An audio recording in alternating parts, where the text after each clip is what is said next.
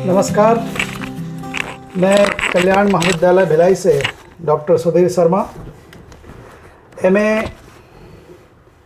हिंदी के हिंदी भाषा और भाषा विज्ञान प्रश्न पत्र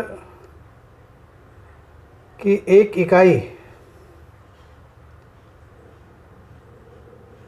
हिंदी की बोलियों और उनका परिचय के तहत अभी मैं आपको ब्रज भाषा का परिचय और उसकी विशेषताओं के बारे में बताऊंगा। ब्रज भाषा के नामकरण, उद्भव, उसका क्षेत्र, विशेषताएं आदि के बारे में यहाँ मैं जानकारी दे रहा हूँ।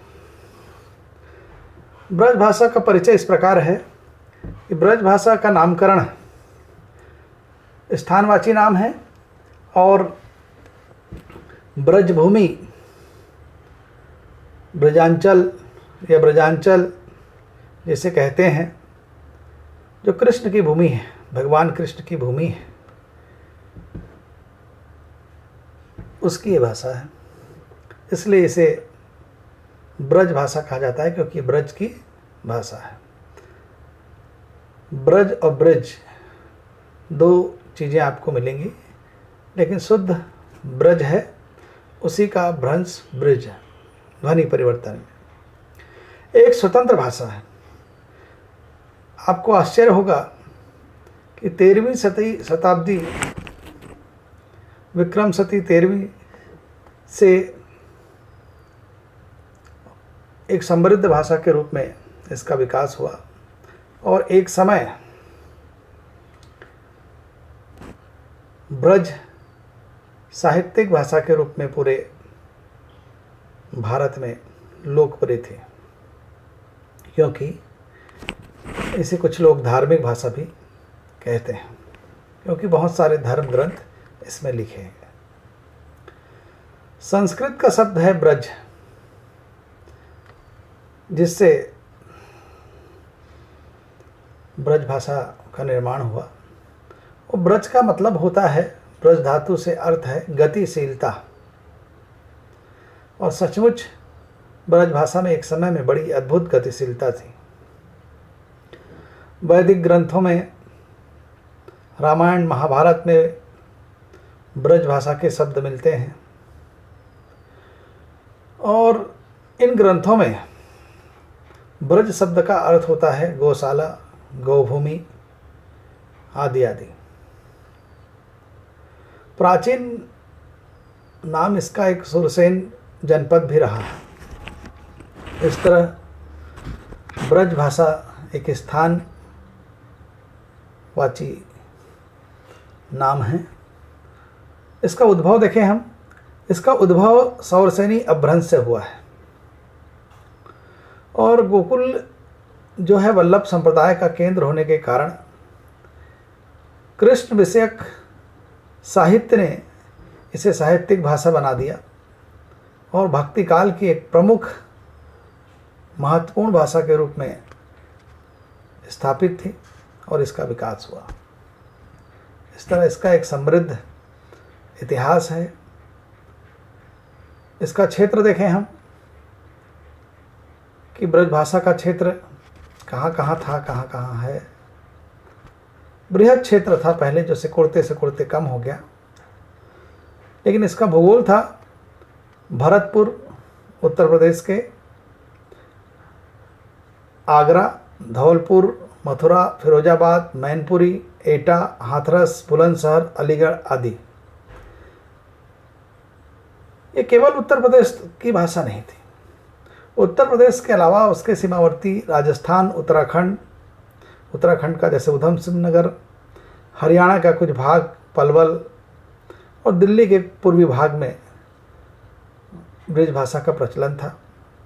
और तो और मध्य प्रदेश के ग्वालियर के कुछ हिस्से में भी, उत्तर पश्चिम हिस्से में बुंदेली प्रभावित ब्रज भाषा का प्रचलन था और कहीं कहीं अभी भी है।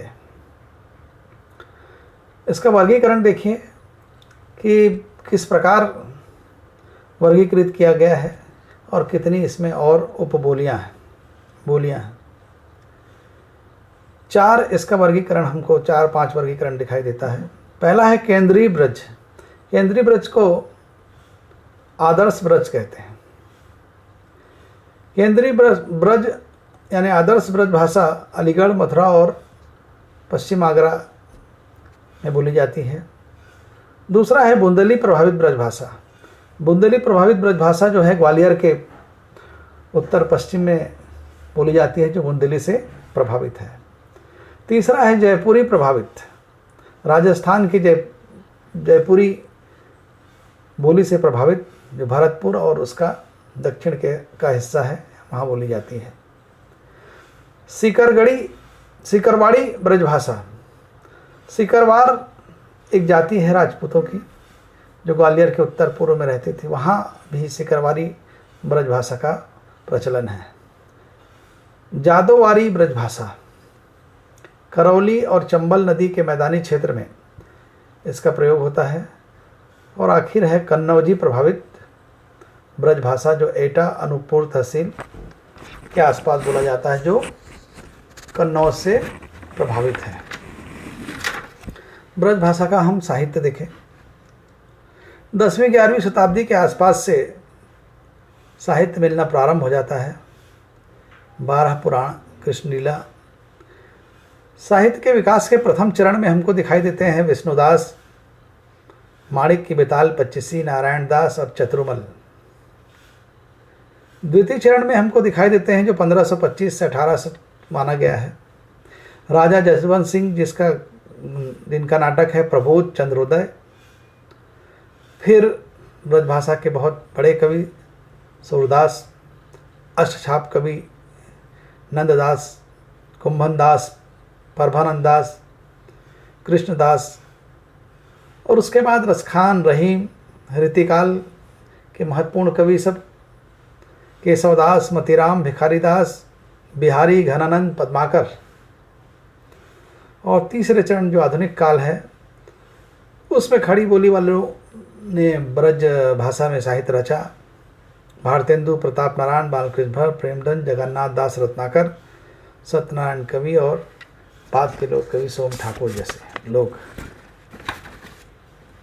इस तरह विपुल और समृद्ध साहित्य, हिंदी की बोलियों में सबसे समृद्ध साहित्य 2 ही बड़ी बोलियों में ज़्यादा है, अवधी और ब्रज, जिसमें ब्रज और ज़्यादा संपन्न है।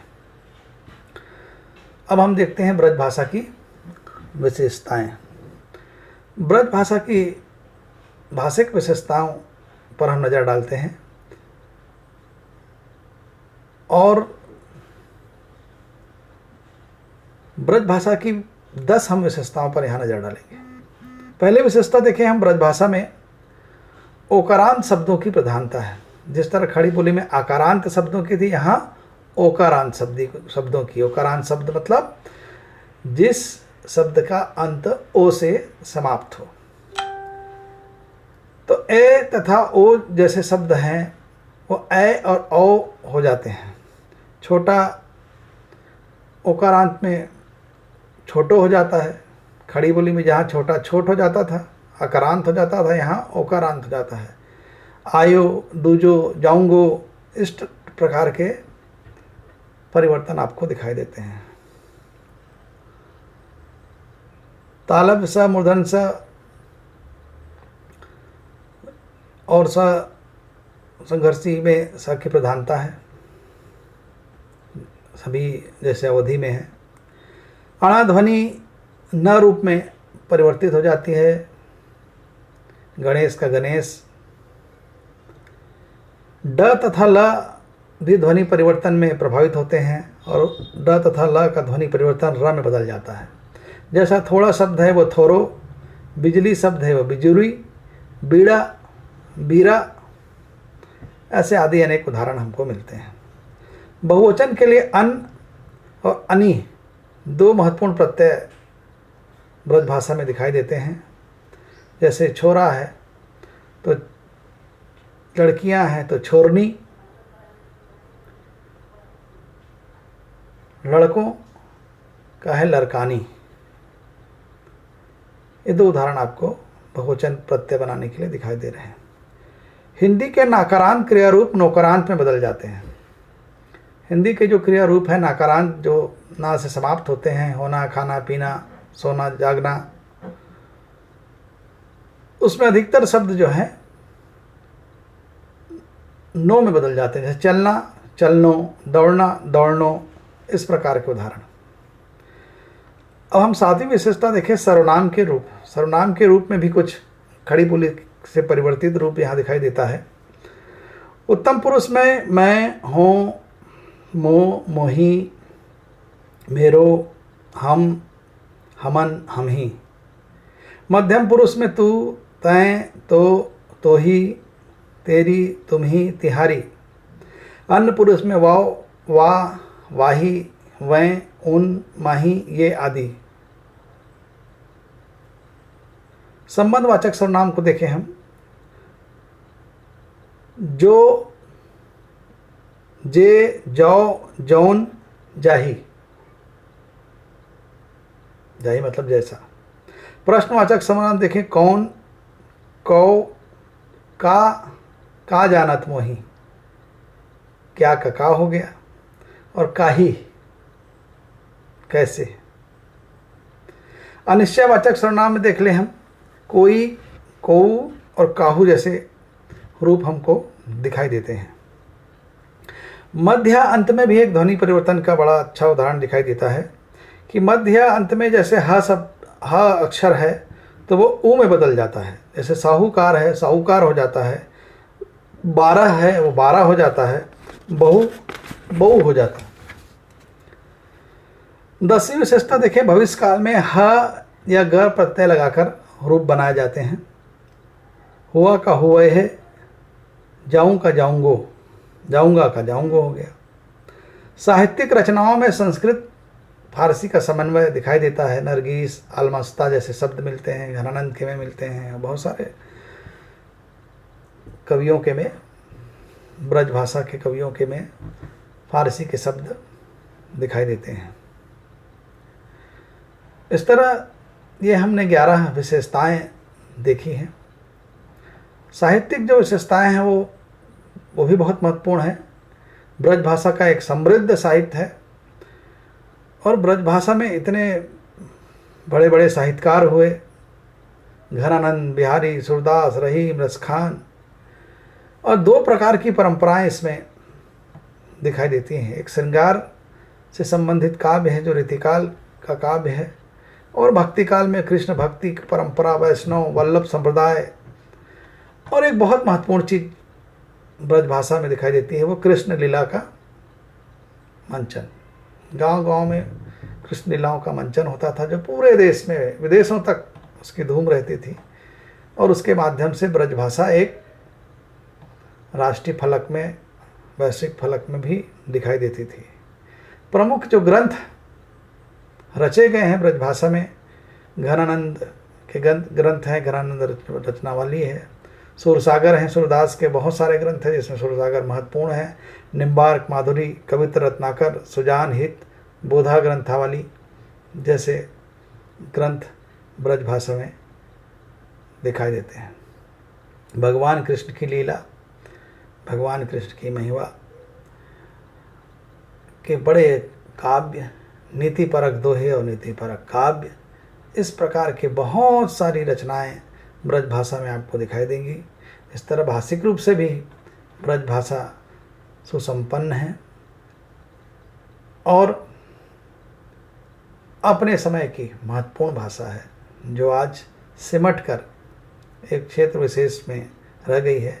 लेकिन हिंदी साहित्य का अध्ययन, हिंदी साहित्य का जो अध्ययन हम करते हैं, खासकर रीतिकाल, भक्तिकाल, वो ब्रज भाषा के बिना हमारा पाठ्यक्रम अधूरा है, उनके कवियों के बिना अधूरा है।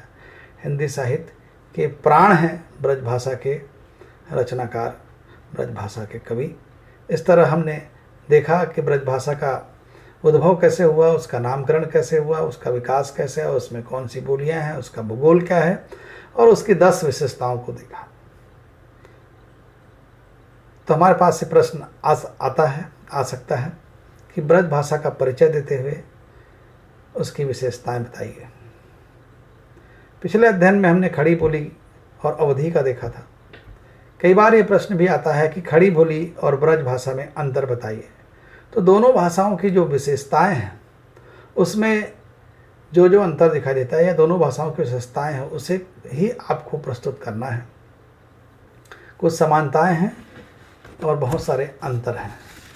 बहुत बहुत धन्यवाद ब्रज भाषा का परिचय और विशेषताएं जानने के लिए। नमस्कार।